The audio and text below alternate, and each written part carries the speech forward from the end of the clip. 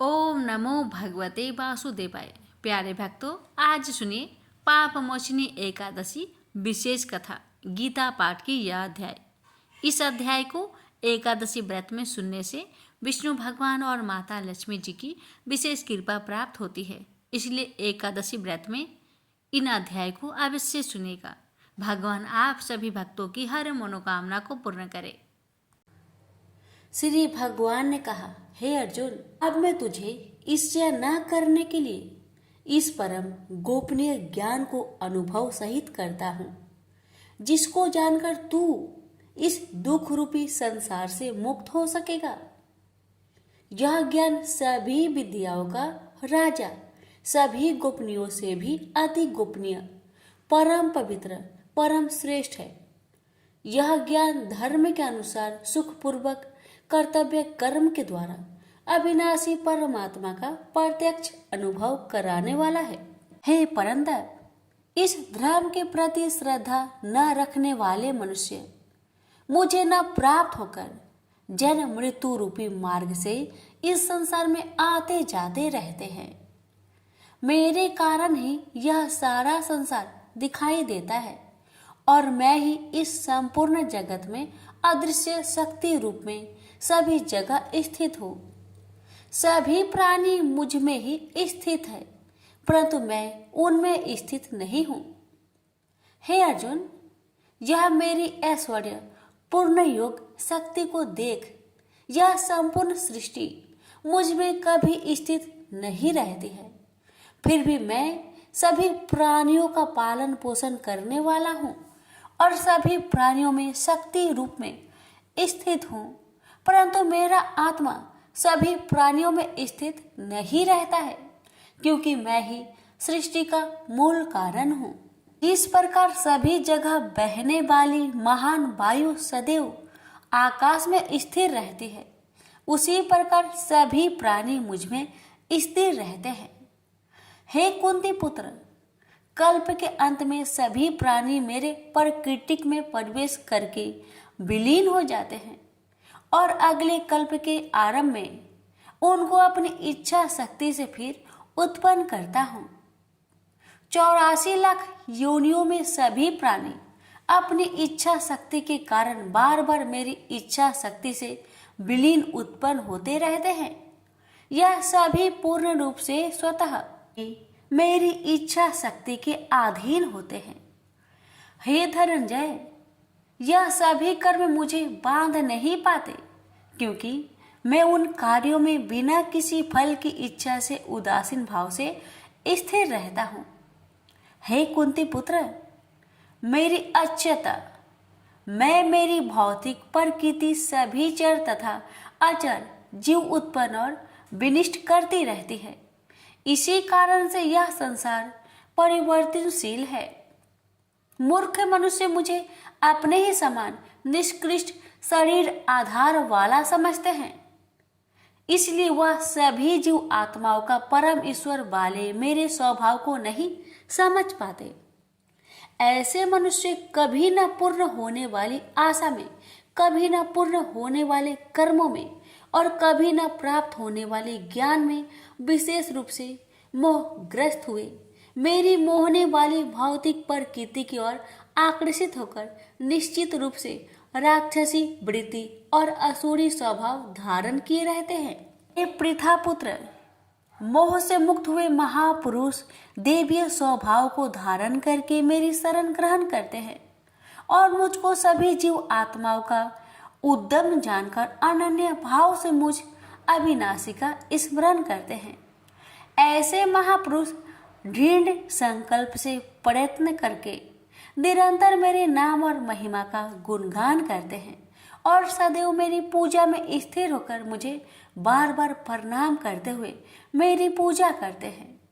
कुछ मनुष्य ज्ञान के अनुशीलन द्वारा यज्ञ करके, कुछ मनुष्य मुझे एक ही तत्व जानकर, कुछ मनुष्य अलग अलग तत्व जानकर अनेक विधियों से निश्चित रूप से मेरे विश्व स्वरूप की पूजा करते हैं। हे अर्जुन, मैं ही वैदिक कर्म कांड को करने वाला हूँ, मैं ही यज्ञ हूँ, मैं ही पितरों को दिए जाने वाला तर्पण हूँ मैं ही जड़ी बूटी रूप में औषधि हूँ, मैं ही मंत्र हूँ, मैं ही घृत हूँ, मैं ही अग्नि हूँ और मैं ही हवन में दी जाने वाली आहुति हूँ।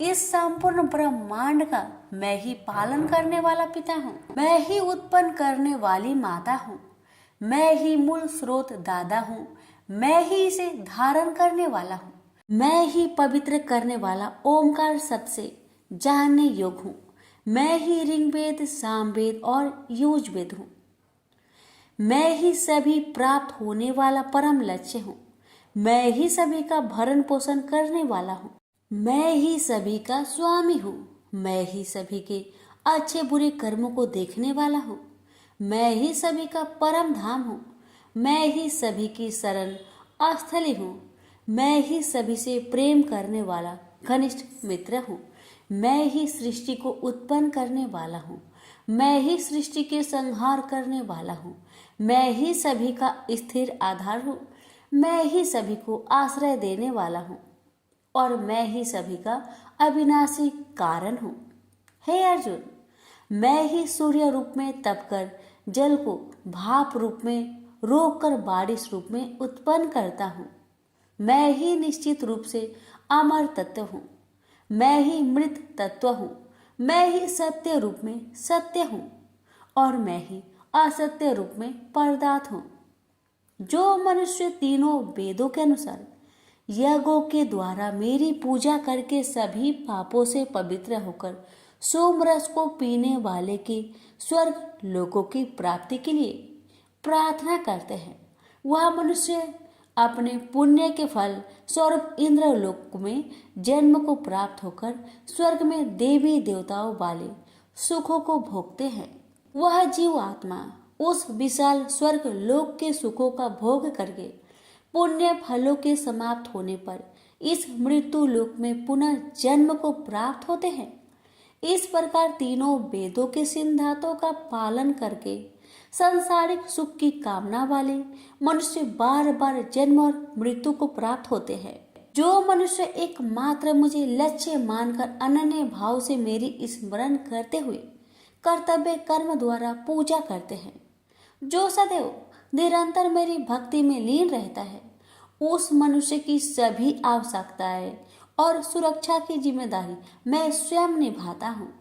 हे कुंती पुत्र, जो भी मनुष्य श्रद्धा पूर्वक भक्ति भाव से अन्य देवी देवताओं को पूजा करते हैं, वह भी निश्चित रूप से मेरी ही पूजा करते हैं, किंतु उनका वह पूजा करना अज्ञानता पूर्ण मेरी प्राप्ति की विधि से अलग त्रुटि पूर्ण होता है।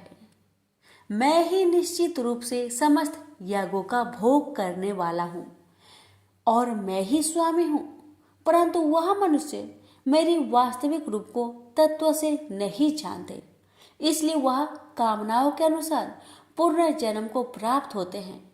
जो मनुष्य देवताओं की पूजा करते हैं वह देवताओं को प्राप्त होते हैं, जो अपने पूर्वजों की पूजा करते हैं वह पूर्वजों को प्राप्त होते हैं, जो भूतों की पूजा करते हैं वह उन भूतों के कुल को प्राप्त होते हैं, परंतु जो मनुष्य मेरी पूजा करते हैं वह मुझे ही प्राप्त होते हैं। जो मनुष्य एक पत्ता, एक फूल, एक फल, थोड़ा सा जल और कुछ भी निष्काम भक्ति भाव से अर्पित करता है, उस शुद्ध भक्त का निष्काम भक्ति भाव से अर्पित किया हुआ सभी कुछ मैं स्वीकार करता हूँ।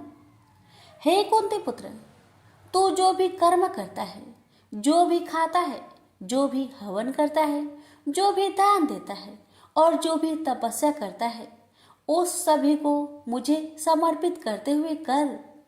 इस प्रकार तू समस्त अच्छे और बुरे कर्मों के फलों के बंधन से मुक्त हो जाएगा और मन से सभी सांसारिक कर्मों को त्याग कर मन को परमात्मा में स्थिर करके विशेष रूप से मुक्त होकर मुझे ही प्राप्त होगा।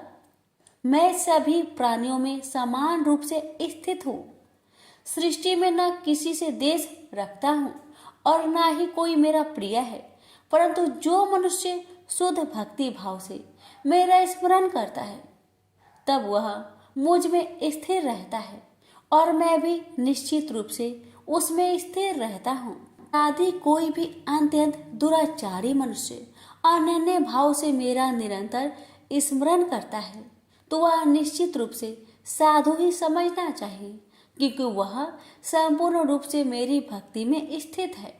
हे अर्जुन, वह शीघ्र ही मन से शुद्ध होकर धर्म का आचरण करता हुआ चिर अस्थायी परम शांति को प्राप्त होता है। इसलिए तू निश्चित होकर घोषित कर दे कि मेरा भक्त कभी नष्ट नहीं होता। हे पृथा पुत्र, स्त्री, वैश्य, शूद्र, अन्य किसी भी निम्न योनि में उत्पन्न होने वाले मनुष्य हो, वह भी मेरी शरण ग्रहण करके मेरी परम धाम को ही प्राप्त होते हैं। तो फिर पुण्य आत्मा ब्राह्मणों, भक्तों और राजश्री क्षत्रियों का तो कहना ही क्या। इसलिए तू क्षण में नष्ट होने वाले दुख से भरे हुए इस जीवन में निरंतर मेरा ही स्मरण कर। हे अर्जुन, तू मुझ में ही मन को स्थिर कर, मेरा ही भक्त बन, मेरे ही पूजा कर और मुझे ही प्रणाम कर। इस प्रकार अपने मन को मुझ परमात्मा में पूर्ण स्वरूप से स्थिर करके मेरी शरण होकर तू निश्चित रूप से मुझे ही प्राप्त होगा। इस प्रकार उपनिषद, ब्रह्म विद्या तथा योग शास्त्र रूप श्रीमद् भागवत गीता के श्री कृष्ण अर्जुन संवाद में राज विद्या योग नाम का 9वां अध्याय संपूर्ण हुआ। प्रेम से बोलिए श्री कृष्ण भगवान की जय। आप सुनेंगे 9वां अध्याय का महात्म्य। श्री नारायण जी बोले, हे लक्ष्मी जी, दक्षिण देश में एक भाव सुशर्मा नामक क्षुद्र रहता था। वह बड़ा पापी और मांस मदिरा भक्षी था। एक दिन मदिरा पीने से उसकी देह छूट गई और मरकर प्रेत हुआ। वृक्ष पर बैठ गया। एक ब्राह्मण भी उसी नगर में रहता था। दिन को भिक्षा मांगकर स्त्री को लाकर देता। नारी उसकी कलहनी थी। समय पाकर उन दोनों ने प्राण त्यागे और वह दोनों मरकर प्रेत हुए और वह भी उस वृक्ष के तले में आकर रहे। कुछ काल व्यतीत हुआ। तब एक दिन उसकी नारी पिचासनी ने कहा, पुरुष पिचास, तुमको कुछ पिछले जन्म की खबर है? तब पिचास ने कहा, तूने पिछले जन्म में क्या साधना की थी जिससे तुझे खबर है? तब उस पिचास ने कहा, मैंने पिछले जन्म में एक ब्राह्मण से आध्यात्मिक कर्म सुना था। तब फिर पिचासनी ने कहा, तूने और कौन सी साधना की थी तथा वह ब्राह्मण कौन था और वह आध्यात्मिक कर्म कौन सा है जिसके सुनने से तुझे पिछले जन्म की खबर है? पिचास ने कहा, मैंने और कुछ पुण्य किया, केवल गीता जी का श्लोक श्रवण किया। उसका प्रयोजन यह है कि एक समय अर्जुन ने श्री कृष्ण से 3 बातें पूछी थी जो गीता जी की 9वें अध्याय में लिखी है। वह तीनों बातें पिचासनी ने पिचास से श्रवण करी। इन बातों के सुनते ही एक और प्रेत उस वृक्ष से निकला। उसने कहा, अरे पिचासनी, यह 3 बातें फिर से कहो जो अभी सुना रही थी। पिचासनी ने कहा, तू कौन है? मैं तुझे नहीं जानती। मैं अपने पति से पूछती हूँ वह कर्म कौन था जिससे पिछले जन्म की बातें याद रही। तब उसके पति ने पुनः तीनों बातें सुनाई जिनके सुनते ही वह तीनों प्रेत योनि से छूटकर देव देही धारण कर विमानों पर बैठकर बैकुंठ को गए। श्री भगवान जी बोले, हे लक्ष्मी, यह 9वें अध्याय का महात्म्य है। प्रेम से बोलिए लक्ष्मी नारायण की जय। भगवान बोले, हे लक्ष्मी, संसार अश्वत्थ पीपल के समान है जिसकी पुरुष रूप जड़ ऊपर है, चराचर शाखा नीचे है। वेद इसके पत्ते हैं। जो यह जानता है वही वेद का ज्ञाता है। इसकी शाखा ऊपर नीचे फैली हुई है। सत्य, रज, तम और गुण इसकी रज वाहिनी नसें हैं जिनसे इनका पालन होता है। शब्द रूप इनकी डालियां हैं। वह पीछे कर्म रूप में प्रकट होने वाली इसकी जड़ नीचे मनुष्य लोक में और भी नीचे तक चली गई है। और अश्वत्थ का यह रूप इसका आदि अंत और आकार संसारी प्राणी के ध्यान में नहीं आता, तथापि इसकी जड़ गहरी है।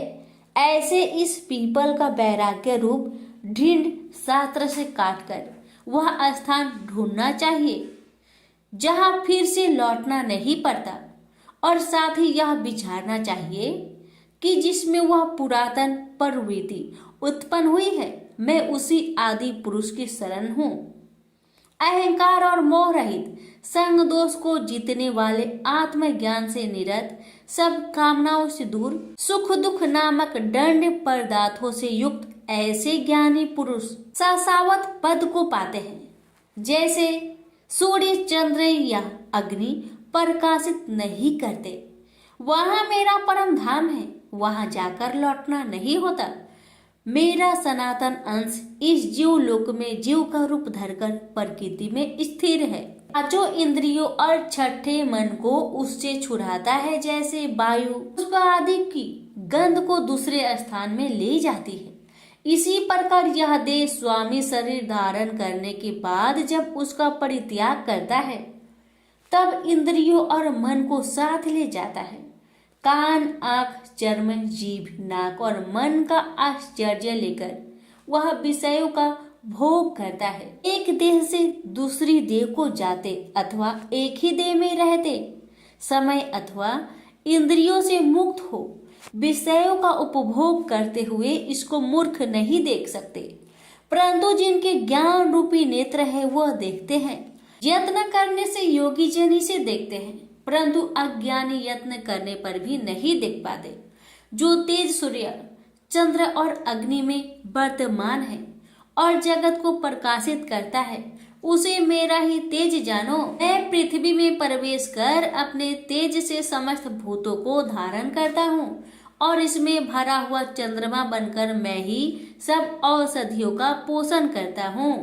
मैं जठर अग्नि होकर सब प्राणियों की देह में प्रविष्ट हूँ और प्राण वायु आपान वायु से संयुक्त होकर चारों प्रकार भक्ष्य, भोज्य, चोष्य, लेह से भोजन किए हुए प्राणियों के अन्न को पचाता हूँ। संसार में क्षर और अक्षर दो पुरुष है।